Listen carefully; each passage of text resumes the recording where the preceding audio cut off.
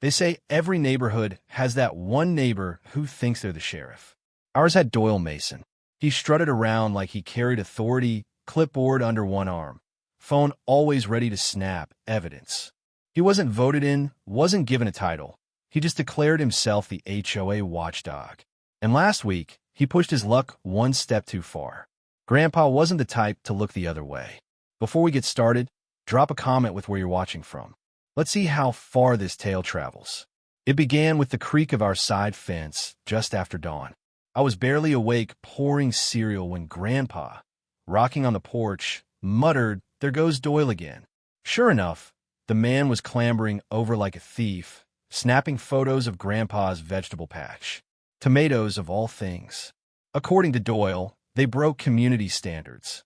Imagine that, a 75-year-old veteran raising tomatoes being treated like a criminal. I was ready to storm outside, but Grandpa lifted his hand. "Patience," he said. "Fools always write their own downfall." That was his way, steady and deliberate, unlike Doyle's frantic obsession. This wasn't his first stunt. We'd already caught him snooping by our shed, once even yanking on the handle like he expected a secret vault. Grandpa complained to the HOA board, but their president, Linda Clay, just smiled and called Doyle passionate. Passionate? He was breaking state trespassing law under NC Gen Stat 14 to 159.13. The HOA, though, shrugged it off as internal business. Grandpa wasn't fooled.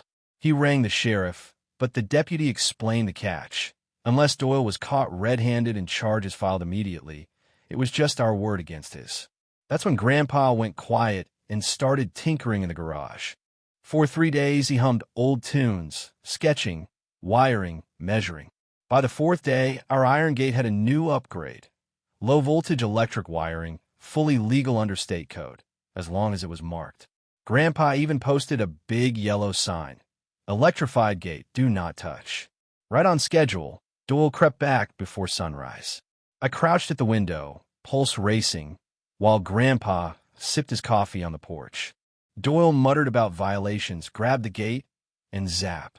He yelped, stumbling back like a cat dunked in water, scrambling to his feet before limping away. Grandpa didn't flinch. That, he said softly, is the sound of boundaries being respected. By mid-morning, the block was buzzing. Doyle Mason, limping down Maple Court, was the talk of the day. Neighbors whispered in driveways, chuckling as the so-called HOA enforcer tried to spin the story. He claimed Grandpa set illegal traps, but people had seen his antics, measuring grass with rulers, creeping around porches, even peering through windows. The man was a nuisance, and now he had tasted his own medicine. Still, Doyle wasn't about to fade quietly. By noon, an emergency HOA meeting was called. I went with Grandpa, not knowing it would turn into a circus. Linda Clay, polished pearls and fake smile in place, presided over the table. Doyle sat with his arm in a sling, glaring like Grandpa was a criminal. "This man," he barked, "is endangering everyone with his weaponized gait." Grandpa leaned forward, slid a folded paper across the table. "That's my state permit, signed and filed. The warning sign is posted. It's legal." Linda tried to pivot. "Legal doesn't mean acceptable. It's aggressive. It violates the spirit of our community." Grandpa's voice dropped low. "Trespassing violates the law. Doyle's done it 3 times. Next time, I'll file charges." A hush fell. Then, one neighbor spoke up.